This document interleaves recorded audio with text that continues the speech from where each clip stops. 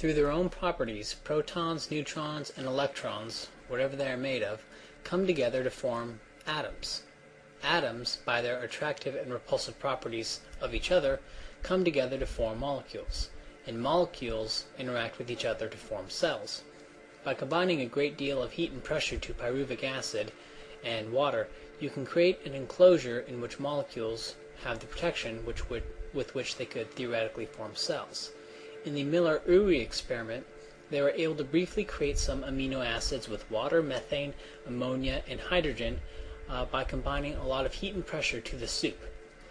Without a protective enclosure, the amino acids quickly get broken down in the very circumstances that create them.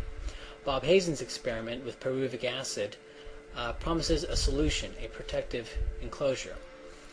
But however they're made, after the cells are formed, some will combine, forming a tissue, such as algae or seaweed.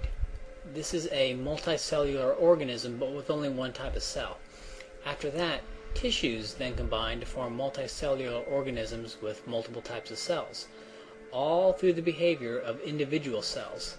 These simple, crude rule sets of cells results in them forming clumps of the same cells, then big-time life with multiple types of cells.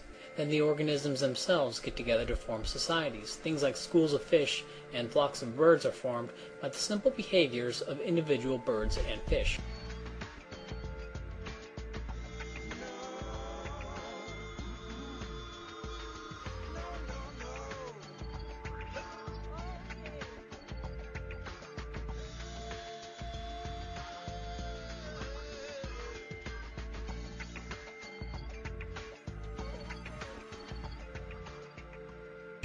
Human crowds behave the same way. Each person pursuing his own rational self-interests allows the crowd to function as a single object. A line of people form as a result of one person simply following the other and trying to get through the crowd doing his own thing. There's no commandments, it just happens, it just emerges. Societies were built up this way. A man learns to farm, then realizes he can grow more by carrying water to his crops. Other men realize the same thing.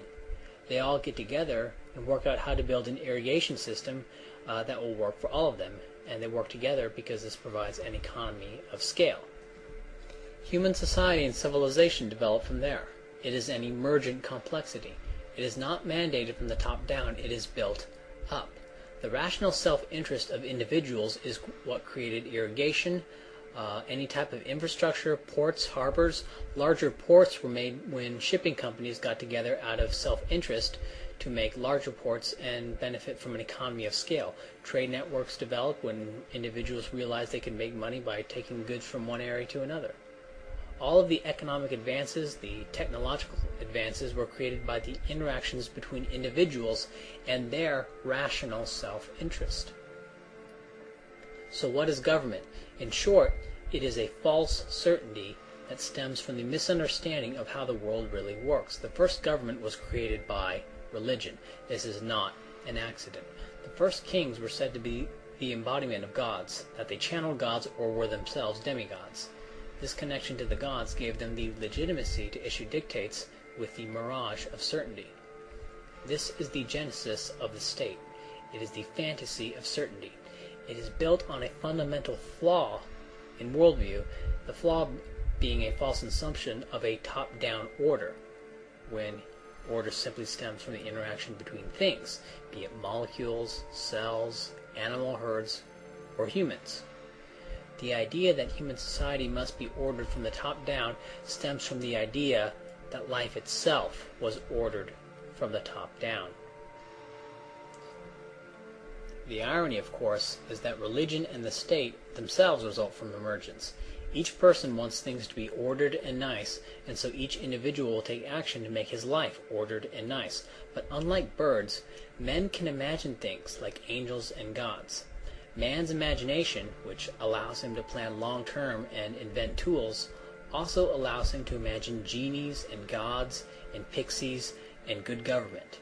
In fact, the rational self-interest of people in government is why there is inevitably going to be such abuse.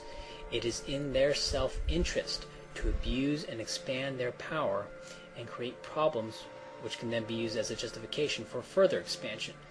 The same principles that predict how life and human societies form also predict how government will abuse its power, and also tell us why government came about in the first place. Society is built through voluntary interaction and rational self-interest. Government is nothing more than mystical, false certainty whose origins are religious. The flock has been hijacked by charlatans claiming to know the way, who attack anyone who challenges their magical certainty. Anarchists are the birds who see this.